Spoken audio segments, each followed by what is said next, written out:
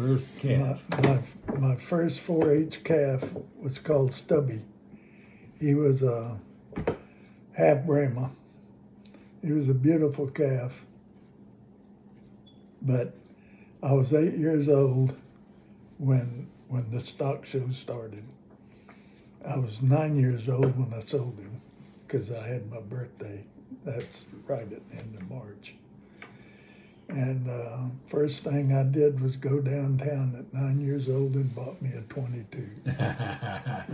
And bought the shells, and nobody said a word. Yeah, Oh. yeah.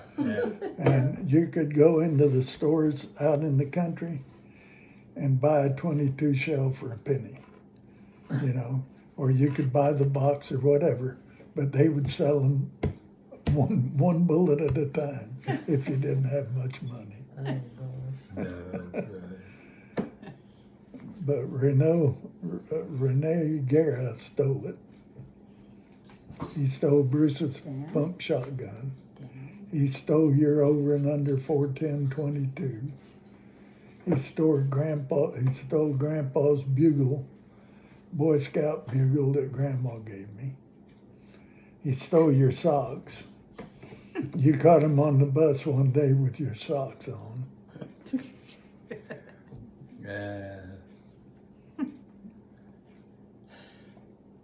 But he would just walk into our house. Oh yeah, we never locked it, so it was No. wide open.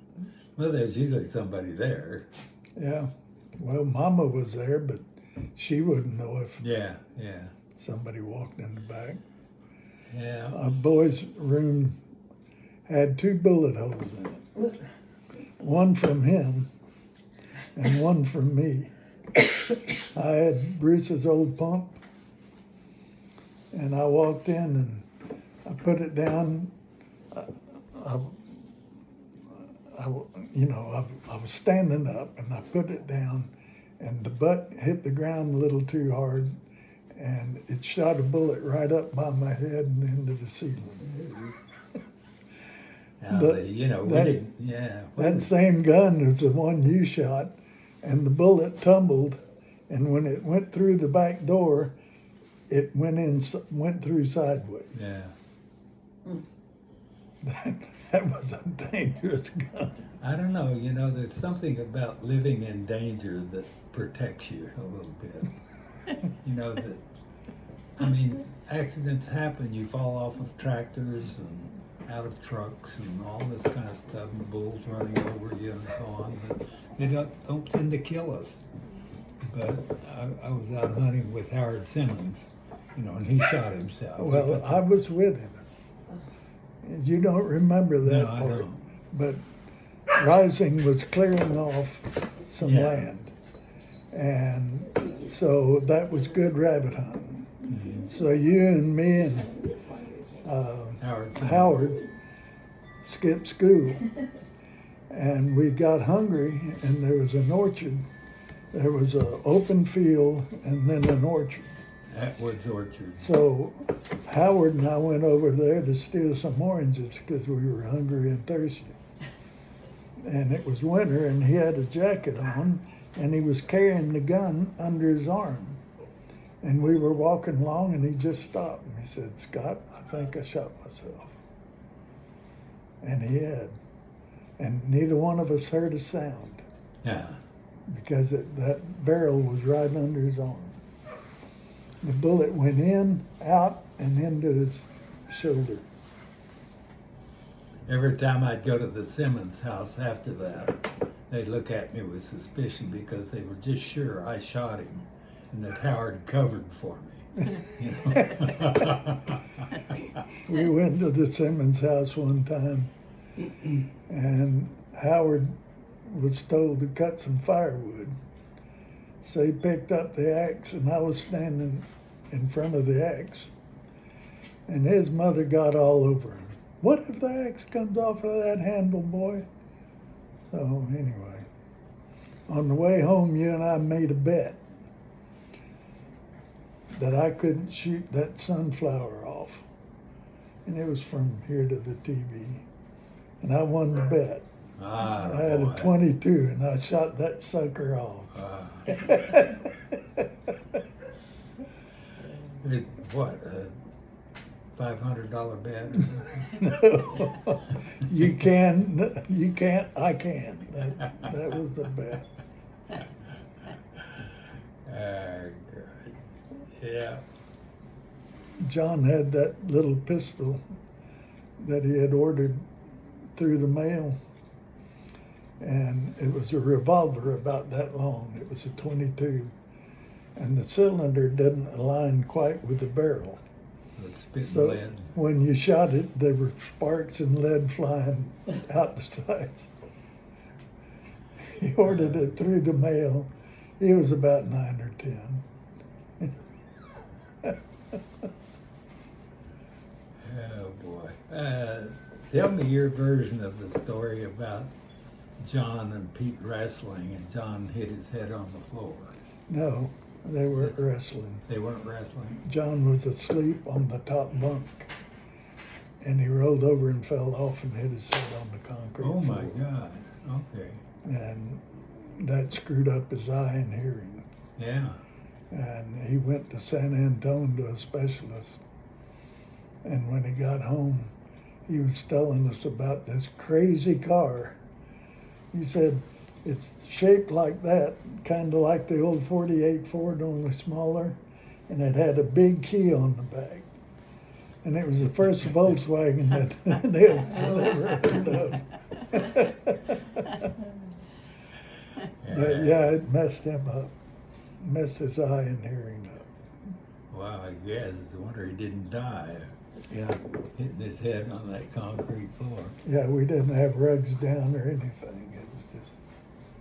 It was dyed red, and we went barefoot. When we got into bed, our feet were red on the soles of our feet because the dye from that floor stained. Oh, really? You remember that? I don't remember. Winfield dying. brought home a bobcat one time that had been run over. I skinned it out, and I had it with the head all up. And, you know, the dogs got in and ate it up one day. So what do you remember about the dogs? Oh, big lady and little lady and Thunderhead and King and I don't Pete. remember a king. That must have been after my time. you remember Tramp? Kinda. Tramp was a coonhound Oh yeah. that Okay. walked up, and I liked him, so I took a steak out of the freezer and gave it to him, and he stayed. But Tramp's son was King, Hmm. and anyway, Pete decided to play cowboy with Little Lady and Thunderhead, and so he tied them together with a rope. And they got in the bamboo, and King tried to get away. Thunderhead tried to get away, and Little Lady couldn't. So she was strangled. Daddy found them, but you know, there's so many. Pete fell asleep in a gunny sack in the intersection. Yeah. Yeah. Frank Rising stopped to see what was in the bag, and it was Pete. Laying there asleep. Oh, God. Mercy. Scary. Yeah. Well, there's so much of Pete and John's life that I don't know because I was gone in the Marine Corps as they were growing up, Well, and you guys were raising 4-H calves, and I never saw all their calves. Pete, John was a freshman when I was a senior, Yeah. and Pete was in junior high. So when Pete got into high school, I was in the Air Force. So all of his high school stuff I don't know anything about except what Pete and John have told me. Well, And- Pete and John played baseball or something, and Dad used to go watch them play. Yeah. So No. According to John, Dad went to watch Pete play okay, fair enough. because John played tennis, and he was a hell of a tennis player, and Dad never came once. Yeah. I said, well, I played basketball and football, and he never came to one of my games, and I never thought about it. He came to one of my football games when I was playing in junior high, playing right guard, and I was terrible. I mean, I couldn't play football, and so I think he was just embarrassed for me. We were playing. I remember playing Brownsville, and we got beat 40-0 or something like that. And I played linebacker too. And they just run right over me.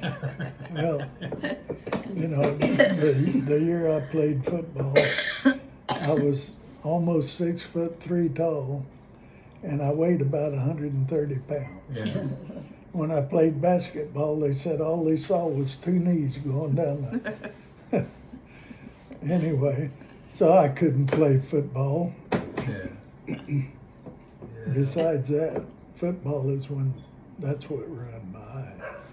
Really? Yeah, I had 20/20 vision until then, and the doctor said never run, never jump, never play sports. But the coaches shamed me into it. So somebody hit you head on? Or Well, something? all that pounding Okay. it was already damaged, so it tore the iris. Oh, okay. But then after that, every year I played basketball for 4 years. And every year at the end of basketball season, I got a new pair of glasses because my eye got worse and worse. This is going to be touch and go.